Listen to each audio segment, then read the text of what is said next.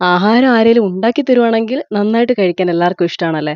അല്ലാതെ നമ്മൾ തന്നെ ഉണ്ടാക്കി കഴിക്കണംന്ന് വെച്ച് കഴിഞ്ഞാൽ കുറച്ച് ബുദ്ധിമുട്ടാണ്. പക്ഷെ ഇഷ്ടമാണെങ്കി അത് നടന്നു പോകും അല്ലേ. ദേ ഇത് അടിപൊളി ഒരു സോയാബീൻ കറിയാണ് ട്ടോ. ഞാൻ ആദ്യമായിട്ടാണ് സോയാബീൻ കറി ഇത്രയും ഇഷ്ടത്തോടു കൂടി കഴിക്കുന്നത്. നമ്മുടെ ബ്രദർ ഇൻ ലോയുടെ ഒരു അവനിപ്പോ 4ഓ 5ഓ പ്രാവശ്യം എനിക്ക് ഉണ്ടാക്കി തന്നു. ഇതിപ്പോ എന്റെ രീതിയിൽ ഞാൻ ഒന്ന് ഉണ്ടാക്കി നോക്കി.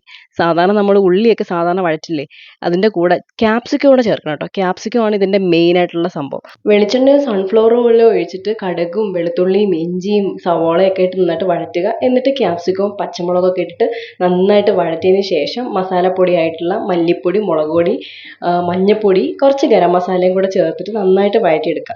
എന്നിട്ട് തക്കാളിയും ചേർത്ത് അതൊന്ന് വഴണ്ടി വരുമ്പോഴത്തേന് വേവിച്ച് വെച്ച സോയ ചങ്ക്സും ചേർത്തിട്ട് നന്നായിട്ട് വഴറ്റിയെടുക്കുക.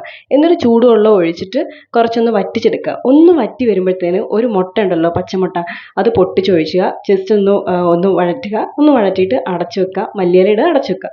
എന്നിട്ട് അത് ചൂടോട് കൂടി ചപ്പാത്തിയുടെ സെർവ് ചെയ്യട്ടോ. അടിപൊളി സാധനമാണ്. ഒന്ന് ട്രൈ ചെയ്ത് നോക്കണേ. മസ്റ്റ് ട്രൈ ആണ്. എല്ലാവരും ട്രൈ ചെയ്ത് നോക്കണം.